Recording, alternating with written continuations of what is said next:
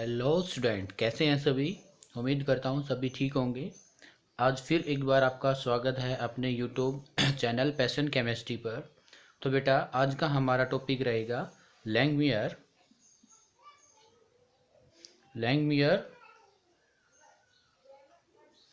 Isotherm. Langmuir isotherm, तो ये आज का बेटा हमारा टॉपिक है। तो देखिए, जो हमारा इससे लास्ट लेक्चर था उसमें हमने फ्रिंडलिच आइसोथर्म पढ़ा था। ठीक है, तो मैं सभी से अनुरोध करूंगा कि ये लेक्चर देखने से पहले जो हमारा इससे फर्स्ट वाला लेक्चर है वो देखिएगा। ठीक है, उसके बाद ये लेक्चर देखिएगा। तो बेटा, फ्रिंडलिच के जो इक्वेशंस थी उसमें हमने देखा था कि उसमें हमारा क्या आया था, क्या रिलेशन आया था बताइए। जो एक्सटेंट ऑफ एडजॉर्प्शन है x by M is directly proportional to p raise to the power 1/n। Yes और नो, यही आया था। फिर इसके रिगार्डिंग हमने एक ग्राफ भी बनाया था, तो यहाँ पर मैं साइड में ग्राफ बना दे रहा हूँ। ठीक है, ये एक जर्नल में जो हमारा रिजल्ट आया था डायरेक्ट वही लिख रहा हूँ। तो इसमें हमने देखा था कि हमारी एक ऐसे जा करके एक स्ट्रेट लाइन और फिर ये कांस्टेंट हो जा रही थी ऐसे करके। ठीक है, तो यहाँ पर मैंने इसमें 3 आपके पार्ट बनाए थे।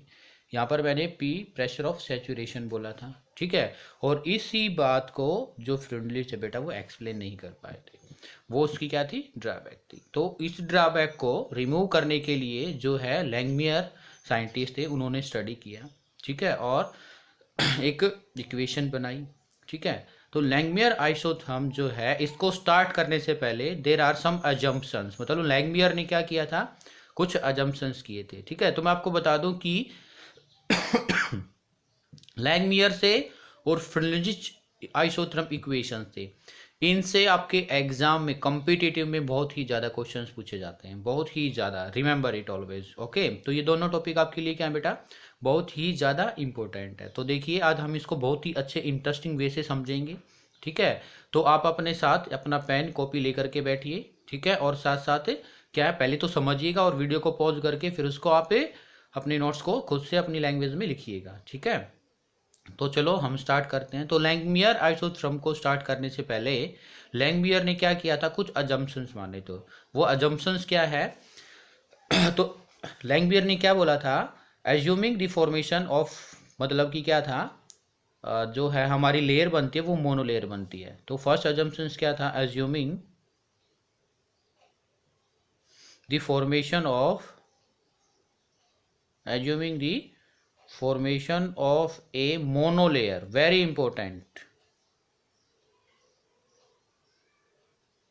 monolayer of adsorbate on the surface of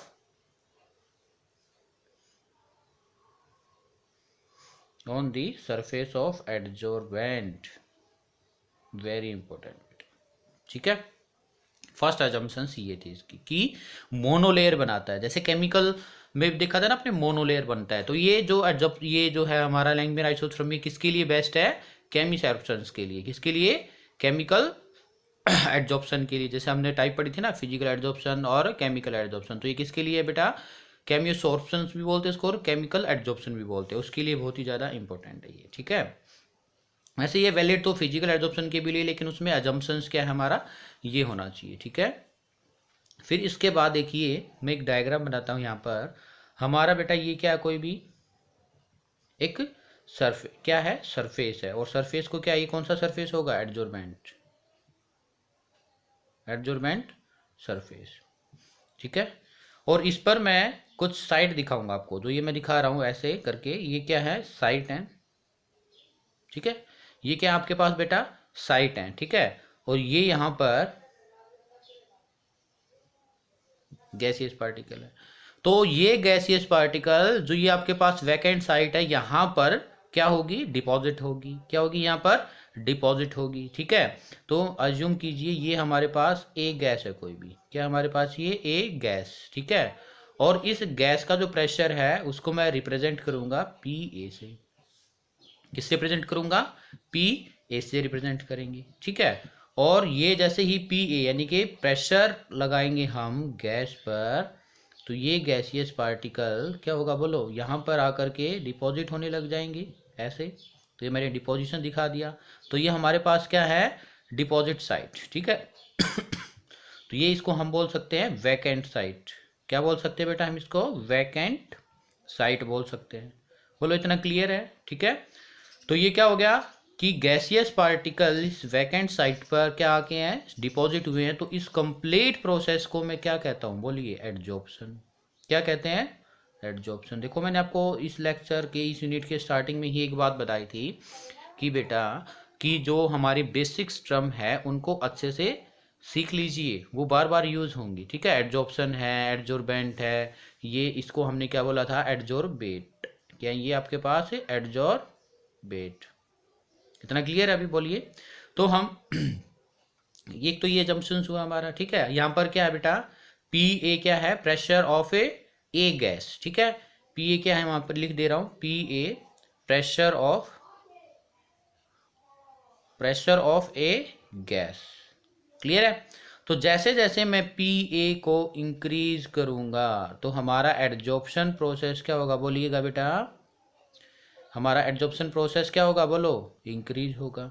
इतना क्लियर है, ठीक है। ये कुछ एजम्पशन से कि भी मोनोलेयर बनेगा, हमारे पास वैकेंट साइट है। तो अब मैंने एजम और भी किया है, ठीक है। और एक बात है कि adsorption very important, adsorption and desorption takes place continuously. मतलब ये क्या है, कंटिन्यूसली होता रहेगा। जैसे जैसे ये गैसेस पार्टिकल यहाँ पर आके क्या होंगे, डिपॉजिट होंगे। तो ये इसके साथ जैसे जैसे डिपॉजिट होता रहेगा वैसे वैसे क्या होता रहेगा बेटा, डिसऑप्शन। तो वो मैंने आपको इससे जो है हमारा सेकंड लेक्चर था उसमें मैंने फर्स्ट लेक्चर में आपको बताया होगा कि एडजॉर्प्शन क्या होता है, डिसऑप्शन क्या होता है, ठीक है। क्लियर है यहाँ तक, ठीक है।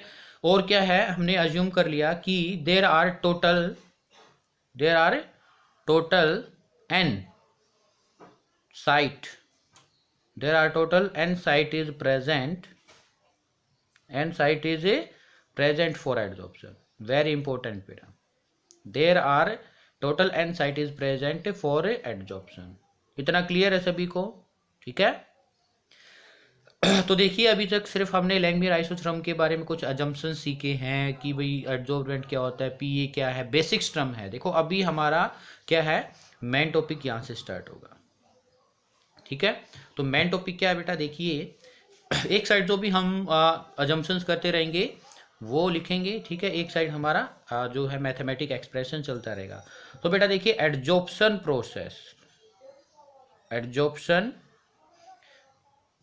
कौन कौन इफेक्ट करेगा एडजॉर्प्शन को, यानी कि एडजॉर्प्शन को हम क्या कह सकते हैं, rate of adsorption is directly proportional to किसके, प्रेशर ऑफ ए गैस, ठीक है। एक तो इसके साथ हो सकता है, and rate of adsorption is also directly proportional to available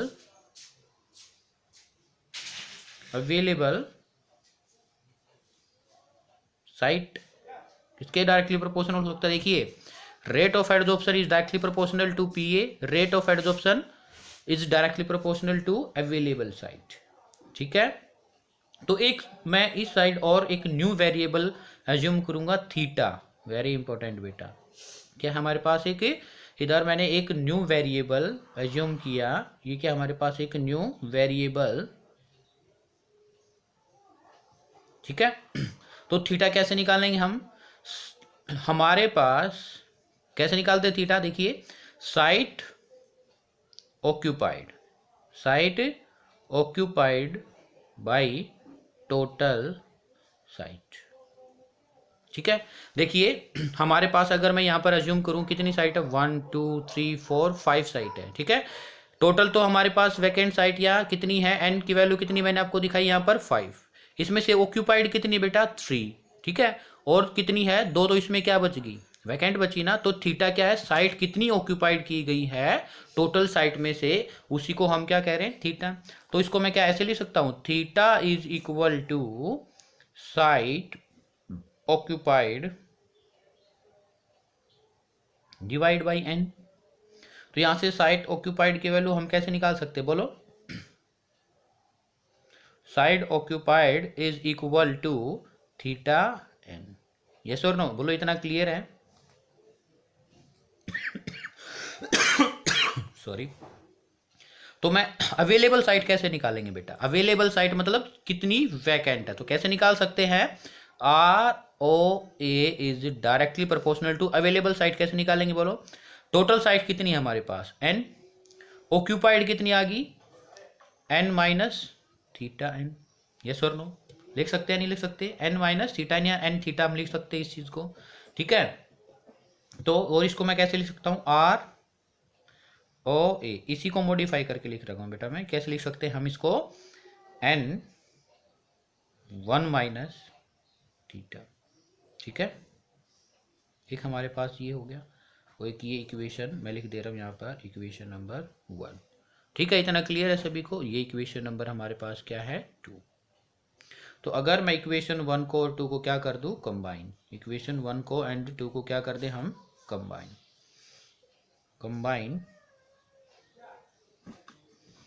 combine equation 1 and 2, तो क्या आएगा बताइएगा? जो हमारा R ऑफ A यानी कि rate of adsorption is directly proportional to the pressure of gas into क्या होगा बोलो? n 1 माइनस थीटा, ठीक है। अब अगर मैं प्रोपोर्शनली के साइन को रिमूव करूंगा तो एक क्या आ जाएगा? कांस्टेंट आ जाएगा, जिसको हम बोलेंगे KA। क्या बोलेंगे बेटा? KA और PA into n 1 minus theta. ये हमारे पास रेट ऑफ एडजॉर्प्शन की इक्वेशन आ गई फाइनली। रेट ऑफ एडजॉर्प्शन की इक्वेशन आ गई फाइनली। अभी ऐसे ही मेरे को क्या देखना है बोलो? ऐसे ही मेरे को देखना है क्या? रेट, हमें पता है कि rate of adsorption and rate of desorption क्या होता है? Takes place simultaneously, takes place simultaneously, ठीक है। तो रेट ऑफ डिसऑर्प्शन, तो रेट ऑफ डिसऑर्प्शन कैसे लिखेंगे बेटा बताइए? बोलो। Rate of desorption directly proportional to किसके होगा? Pressure of B. Pressure of B मतलब कि यहाँ से जो है कैसे कितनी गैसियस मॉलिक्यूल्स बाहर निकलेंगे, ठीक है।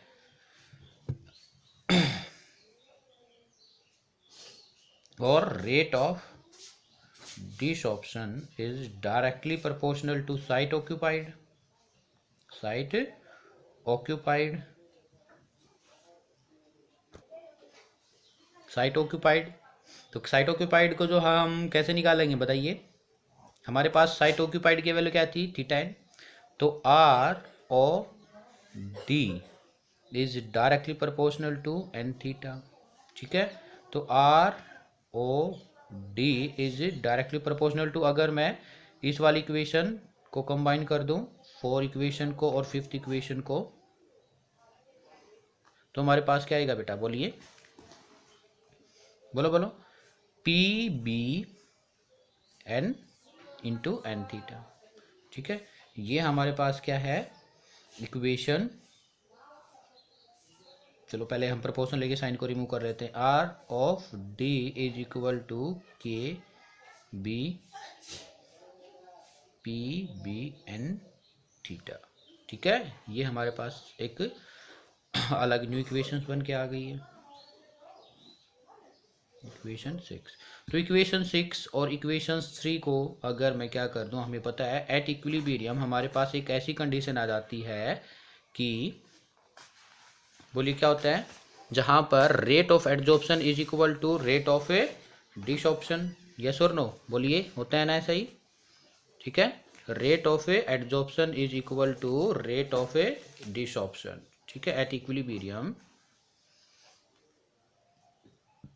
At equilibrium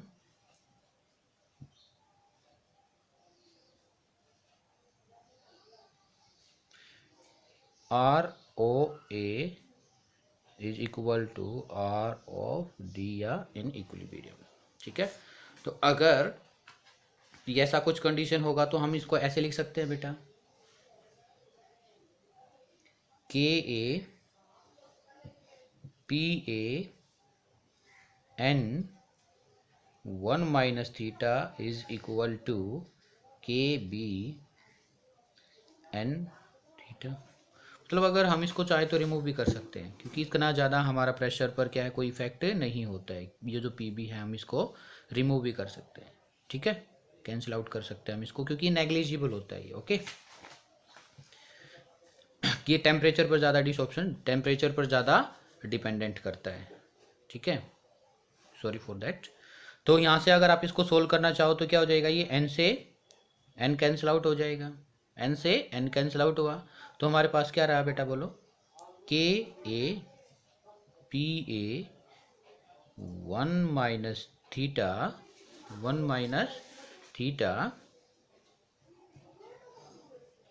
is equal to क्या रहेगा, बोलो, के बी थीटा।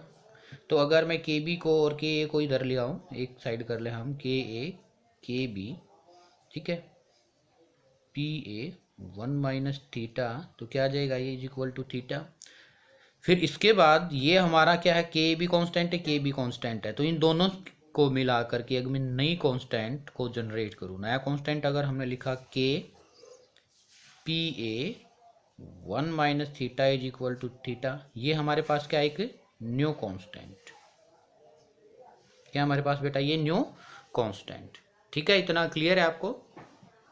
तो अगर मैं क्या करूँ, थीटा वाली टर्म को एक साइड ले जाए तो क्या बन जाएगा, बोलिएगा। हम इस इक्वेशन, कौन सी इक्वेशन है ये हमारे लिए, बोलो, इक्वेशन 7 लिख ले इसको, ठीक है, इक्वेशन 7। तो कैसे भी लिख सकते हैं इक्वेशन 7 को, बोलिएगा, K P A is equal to theta by 1 minus theta, ठीक है।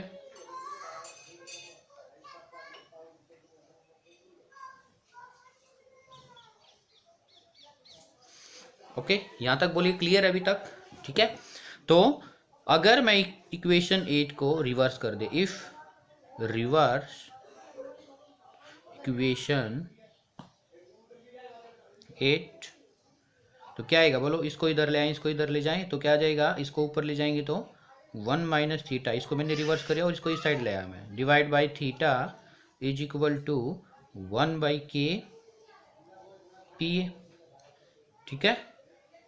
अगर मैं इस इक्वेशंस को अब सोल्व करने लग जाऊं तो बताइए क्या आएगा, सोल्व करेंगे तो हम इसको क्या आएगा, बोलो, 1 divide by theta minus 1 is equal to 1 K P ए, और इसको 1 को इधर लेके तो 1 by theta is equal to 1 by K P ए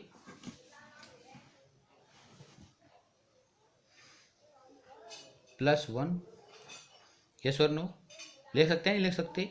और अब इसको मैं क्या है सोल्व कैसे करूँगा बताइएगा, 1 by theta is equal to, LCM लिया हमने, के पी ए, तो क्या आ जाएगा, बोलो, 1 प्लस के पी ए, ओके।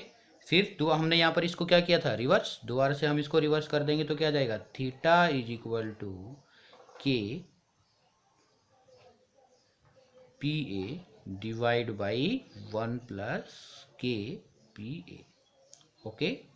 तो हमारे पास ये क्या आ गया बेटा, थीटा आ चुका है, क्या आ गया, ये हमारे पास थीटा आ चुका है, ठीक है। तो जो हम एक अजम्पशंस और भी किया था कि जो हमारा थीटा है बेटा, क्या हमारा जो थीटा है वो एक्चुअली क्या होता है, theta is equal to X by M, किसके इक्वल होता है ये, एक्स बाई एम। क्यों, क्योंकि ये हमारा क्या होता है, थीटा ने क्या किया था, एक्स बाई एम क्या होता है हमारा, एक्सटेंट ऑफ एडजॉर्प्शन ना, तो ये भी क्या था हमारा, कितना एडजॉर्प्शन हुआ है। देखा आपने क्या लिखा था, मैंने एजम्पशंस में हमने लिखा था कि दिखा दे रहा हूँ, एक मिनट, हाँ देखिए ये रहा हमारे पास क्या था बेटा, थीटा क्या था, site occupied by total site, मतलब कितनी साइट ऑक्यूपाइड की थी। तो वो एक्सटेंट ऑफ एडजॉर्प्शन भी क्या था हमारे लिए, how much adsorbate deposit on the surface of A adsorbent. तो हम इसको कंपेयर कर सकते हैं, तो कंपेयर करेंगे तो इसको हम ऐसे लिख सकते हैं, नाउ इक्वेशन 9 बिकम क्या हो जाएगी, x by M is equal to K P A divide by 1 plus K P A. Very important, ये आपका क्या था, लैंगमियर आइसोथर्म इक्वेशंस। इसको हम कई बार मॉडिफाई भी कर लेते हैं। क्या कर लेते हैं बेटा, हम इसको मॉडिफाई कर लेते हैं। तो मॉडिफाई कैसे करेंगे, जो यहाँ पर कांस्टेंट है के ए, ये तो इसको हम कैसे लिख सकते हैं, x by M is equal to K A P A divide by 1 plus K P B, sorry ये बी के बी, यानी कि K A and K B is depend upon nature of gas and nature of adsorbent respectively. मतलब के तो क्या हो जाएगा बेटा, हमारा गैस के नेचर पर डिपेंड करेगा, यानी कि किसका नेचर, एडजॉर्बेंट का, और के भी हमारा किस पर डिपेंड करेगा, नेचर ऑफ एडजॉर्बेंट पर डिपेंड करेगा। काफ़ी बुक्स में हमें क्या है बेटा, इसी इक्वेशंस को काफ़ी टाइम आपको इस वे में भी लिख के दिखाते हैं। कैसे, x by M is equal to A, जो हमने लिया ना ये A P divide by 1 plus B P. काफ़ी ये आपका क्या है, जो बुक्स का अपना अपना भी हो जाता है। कुछ नहीं किया, सिर्फ मैंने इस वाली टर्म को क्या लिख दिया, जो ए है तो ए, और प्रेशर फॉर पी 1, तो जो ये बी कॉन्स्टेंट लिया था बी, और ये फॉर प्रेशर बी। तो ये भी क्या आपका एक लैंगमियर एडजॉर्प्शन आइसोथर्म, ठीक है, क्या ये आपका लैंगमियर एडजॉर्प्शन आइसोथर्म, ठीक है। तो उम्मीद करता हूँ आपको ये अभी यहाँ तक बिल्कुल क्लियर होगा, ठीक है। तो जो ये हमारी ए और बी की वैल्यू है, ये जो मैंने दिखाया था, ये डिपेंड करती nature of adsorbent, nature of adsorbate and temperature. Okay, तो बेटा देखिए, मैं एक बार फिर से बिल्कुल स्टार्टिंग से क्या कर दे रहा हूँ, रिपीट कर दे रहा हूँ आपके लिए, क्योंकि जो हमारा डेरिवेशन थोड़ा सा लंबा हो चुका है। ओके, तो देखिए समझिएगा। तो लैंगमियर आइसोथर्म बेटा कुछ अजम्पशंस थे, कि अजम्पशंस में क्या था, कि जो फॉर्मेशन होगा किसका, एडजॉर्बेट का on the surface of adsorbent, वो क्या होगा, मोनोलेयर होगा। कैसा होगा वो, हमारा मोनोलेयर होगा, ठीक है। इतना क्लियर है। ये तो एक अजम्पशंस किया था लैंगमियर ने। और हमारे पास एक ये क्या है, एडजॉर्बेंट का क्या है, एक सरफेस है, और इस पर हमारा एडजॉर्बेंट यानी गैसियस होंगे, और इस गैस को हमने ए माना था, और इसका प्रेशर क्या था, पी ए था। और ये हमारे पास मैंने ऐसे जो दिखाया था, ये क्या थी, वैकेंट साइट थी। तो जैसे जैसे हम पी ए यानी कि प्रेशर ऑफ गैस को इंक्रीज करेंगे, तो हमारा एडजॉर्प्शन प्रोसेस क्या होगा, इंक्रीज होगा, ठीक है। तो ये मैंने साइड में दिखाया है, पी ए क्या है, pressure of a gas, and P जैसे जैसे हमारा इंक्रीज होगा, एडजॉर्प्शन प्रोसेस भी वैसे वैसे क्या होगा, इंक्रीज होगा, ठीक है। और इस पूरे फिनोमिना को हमने क्या बोला था, एडजॉर्प्शन। क्या बोला था बेटा, एडजॉर्प्शन। और उनमें क्या है, आपको पता है, जैसे जैसे एडजॉर्प्शन और डिसॉर्प्शन क्या होता है, ये कंटिन्यूसली टेक्स प्लेस, पार्टिकल आते रहेंगे और निकलते रहेंगे। और एक एडजॉर्प्शन क्या, सॉरी एक अजम्पशन और क्या किया था, कि जो हमने ये साइड दिखाई थी, ये टोटल हमारी कितनी साइड थी, एंड साइड थी फॉर एडजॉर्प्शन, ठीक है। फिर इसके बाद क्या था, देखिए एडजॉर्प्शन इज क्या था, rate of adsorption is directly proportional to the pressure of a gas. और किस पर डिपेंड करता है, rate of adsorption is directly proportional to available site. अभी हमें किसकी रिक्वायरमेंट होगी, अवेलेबल साइट की, ठीक है। तो ये दो है कंडीशन जिस पर एडजॉर्प्शन प्रोसेस डिपेंड करता है। तो ये अवेलेबल साइट को हम कैसे निकाल सकते हैं, तो उसको अजम्पशंस मैंने क्या किया था, एक न्यू वेरिएबल्स को अज्यूम किया था, जो था थीटा। और ये थीटा है बेटा, ये इक्वल क्या है, अप्रोक्सली, या हम इसको इक्वल मान सकते हैं एक्स बाई एम। क्यों, हमारी एक्सटेंट ऑफ एडजॉर्प्शन क्या होता है, कितना नंबर ऑफ पार्टिकल एडजॉर्ब हुआ है, सॉरी एडजॉर्ब कितने number of adsorbate particle adsorb हुए हैं, कहाँ पर, on the surface of adsorbent, ठीक है। इसी वजह से तो ये थीटा कैसे निकालते हैं बेटा, site occupied by total number of site. Total number of site की वैल्यू हमने क्या रखी थी, एन। तो ये साइट ऑक्यूपाइड की वैल्यू कैसे आ गई, थीटा एन। तो यहाँ से अवेलेबल साइट कितनी, यानी कि कितनी हमारे पास वैकेंट रह चुकी है। जैसे एक बात बताइएगा, मेरे पास या आपके पास 10 रुपये हैं, आपके किसी फ्रेंड ने क्या किया, 5 रुपये आपसे ले लिए, यानी कि वो 5 रुपये कहाँ हो गए, एक तरीके से आपके एडजॉर्ब हो चुके हैं। रिमेनिंग कितना रहा आपके पास, 5 ना। तो ऐसे ही हम अवेलेबल साइट निकाल सकते हैं, ठीक है। तो अवेलेबल साइट यानी कि टोटल में से कितना ऑक्यूपाइड हो चुका है। तो अगर हम इसमें निकाल देंगे, या अगर यहाँ पर नो टोटल कितना था हमारे पास 10, हमारा हमने जो ऑक्यूपाइड कितना हो चुका है 5, तो अवेलेबल कितनी रह जाएंगी 5 ही रहेंगी ना। तो इसी तरीके से हम इसको अजम भी कर सकते हैं। तो यहाँ से हम इसको मॉडिफाई करके क्या लिख सकते हैं, rate of adsorption is directly proportional to n 1 minus theta. अगर मैं इक्वेशन 1 और 2 को कंबाइन कर दूं तो हमारे पास क्या इक्वेशन बनेगी, rate of adsorption is directly proportional to P A pressure of A क्या बोलो gas into n 1 minus theta. Proportional के साइन को रिमूव किया मैंने, क्या लिखा यहाँ पर के, ये इक्वेशन हमारे पास आ गई 3। ठीक है, और हमें पता है जैसे जैसे इक्विलिब्रियम सेटअप होता है रेट ऑफ एड्जॉर्प्शन इक्वल हो जाता है किसके, रेट ऑफ डिसऑर्प्शन। तो ये पी बी लिखने की यहाँ पर कोई रिक्वायरमेंट नहीं, आप इसको स्किप कर सकते हैं। ठीक है रेट ऑफ डिसऑर्प्शन ज्यादातर डिपेंड करता है साइट ऑक्यूपाइड पर। किस पर, साइट ऑक्यूपाइड पर। एक बात बताओ, साइट ऑक्यूपाइड पर कैसे डिपेंड करेगा। अभी मैंने जैसे ही यहाँ पर आपको ये एग्जांपल लिया था कि कितने नंबर ऑफ पार्टिकल एडजॉर्ब हुए थे 3, तो 3 पार्टिकल्स को ही मेरे को क्या निकालना, यहाँ से निकालना पड़ेगा ना। Desorption process is the reverse of the adsorption process. तो हमारा क्या होगा बेटा, कितनी ज्यादा साइट ऑक्यूपाइड की गई है वो क्या होता है, उसमें से ही पार्टिकल्स निकलेंगे आपका। तो किस पर डिपेंड करेगा कि how many particle will be remove on the surface of adsorbent, वो कितना है, क्या करेगा, डिसऑर्प्शन। तो डिसऑर्प्शन किस पर डिपेंड कर रहा है, साइट ऑक्यूपाइड पर, कि 3 साइट ऑक्यूपाइड है, 5 साइट ऑक्यूपाइड है। तो जितनी ज्यादा साइट ऑक्यूपाइड साइट होंगी उतना ही क्या होगा, डिसऑर्प्शन होगा हमारे लिए। ठीक है, तो इसको हम कैसे लिख सकते हैं, rate of desorption is directly proportional site occupied. Site occupied की वैल्यू हमने क्या निकाली थी, थीटा एन। तो ये क्या हो जाएगा, थीटा एन हो जाएगा। ठीक है, तो अगर इक्वेशंस रेट ऑफ डिसऑर्प्शन और रेट ऑफ एड्जॉर्प्शन वाली इक्वेशंस को मैं इक्वल कर दूं तो हमारे पास क्या आ जाएगा, बोलिए, एक नया इक्वेशन बन के आएगा। तो उसको हमने कैसे दिखाया था, देखिए दोनों को मैंने क्या किया, इक्वल किया।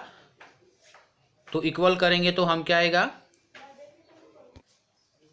ये दोनों इक्वेशंस को हमने क्या किया बेटा, इक्वेट कर दिया है। तो इक्वेट करेंगे तो क्या हो जाएगा, ये इक्वेशन बन के आ जाएंगे, यहाँ से n कैंसिल आउट हो जाएगा।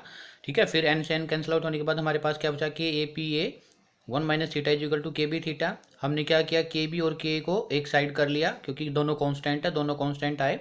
तो फिर P A 1 minus theta is equal to theta, तो एक नया कॉन्स्टेंट आया के, न्यू कॉन्स्टेंट। ठीक है, फिर हमारे पास क्या बचा, P A 1 minus theta is equal to theta आ गया हमारे पास। ओके, फिर क्या हुआ, मैंने थीटा वाली टर्म को एक साइड कर लिया तो हमारे पास ये आ गया।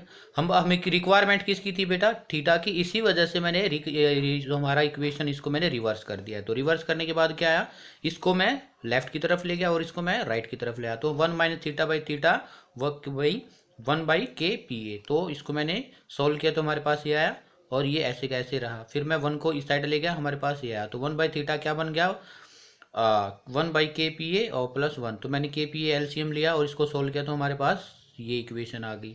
ठीक है, ये इक्वेशन आने के बाद कौन सी वाली इक्वेशन आई है, ये वाली। फिर से मैंने इक्वेशंस को क्या किया, रिवर्स किया। हमारे पास क्या आ गया, थीटा। अब थीटा को मैंने रिमूव कर दिया क्योंकि हमें पता है theta is equal to X by M होता है। तो एक्स बाई एम ये वाली चीज़ होगी बस। तो अब इसको मैंने क्या किया, कुछ ना कुछ मॉडिफाई किया। इसको के ए मान लिया और नीचे वाले को के बी मान लिया। क्यों, के ए डिपेंड ए, आप इसको मान सकते हो के क्या है, K is the constant which depend upon the nature of the gas and Kb is a constant which depend upon the nature of the adsorbate। और काफ़ी बुक्स में आपका ये ऐसे भी लिखा होता है।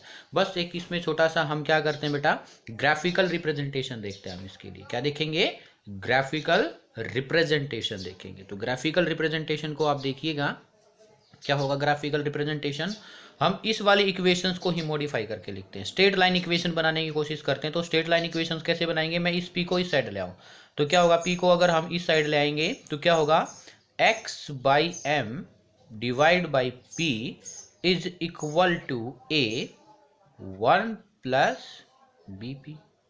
बोलो यहाँ तक क्लियर है, यस और नो।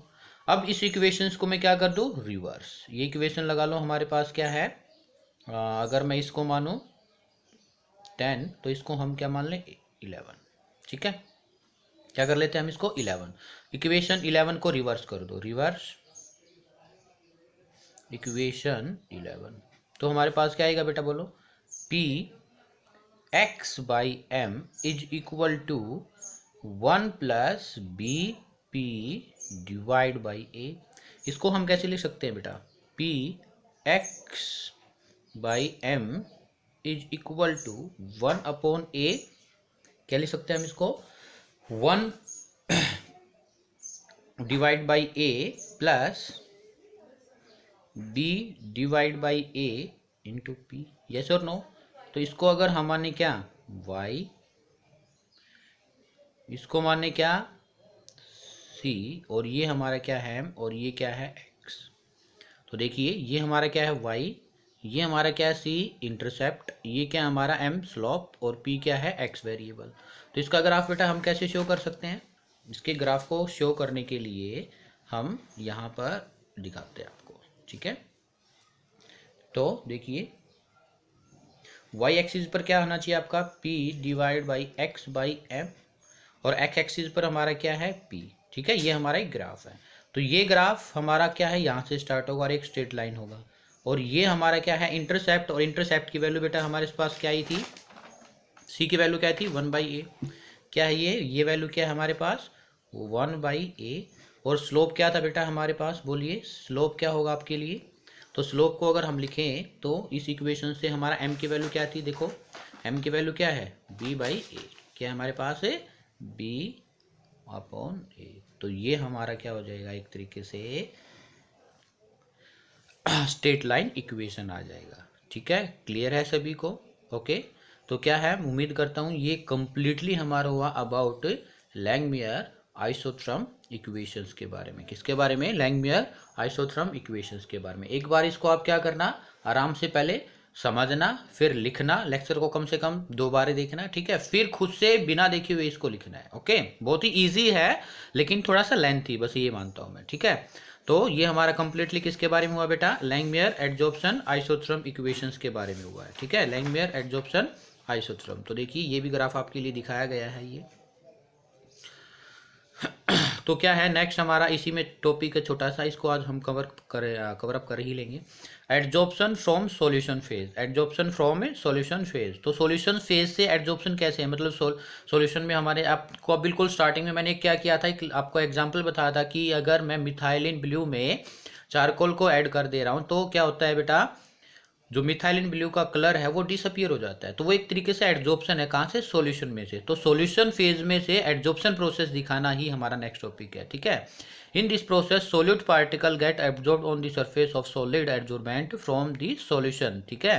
एब्जॉर्ब कर लिए जाएंगे क्या, जो हमारे पास सॉलिड के पार्टिकल है, किसमें से, सॉल्यूशन में से। किसके द्वारा, सॉलिड के द्वारा, ठीक है। कुछ एग्जांपल्स आपके दिए गए हैं, चारकोल एडजॉर्ब CH3COH यानी कि acetic acid from its solution, charcoal adsorb litmus from its solution and become colourless. Litmus को जो सॉलिड के पार्टिकल्स को भी क्या कर लेगा, एडजॉर्ब कर लेगा।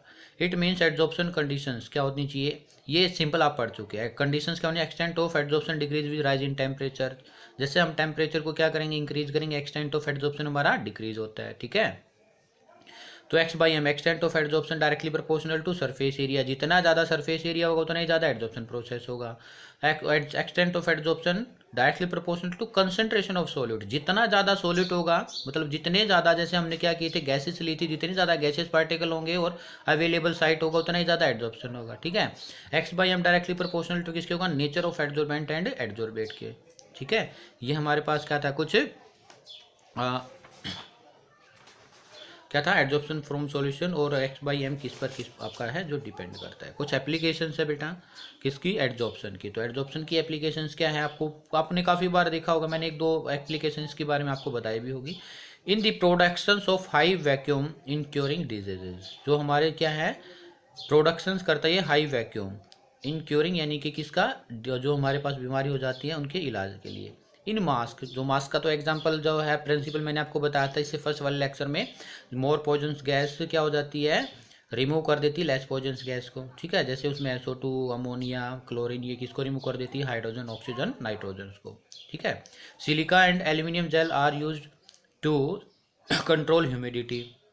अगर जैसे मैंने आपको बताया था, आप लैपटॉप बैग खरीदते हो कुछ भी, उसमें अगर आपको लगता है कि मॉइस्चर चला जाएगा तो उसमें आप क्या डालते हो, सिलिका जेल्स, ठीक है। Animal charcoal is to decolourise sugar in industries, ठीक है। शुगर को डिकलराइज करने के लिए एनिमल चारकोल्स का यूज करते हैं, ठीक है। In industries catalysis is based upon adsorption, जो कि कैटालिसिस किस पर डिपेंड करता है, एडजॉर्प्शन।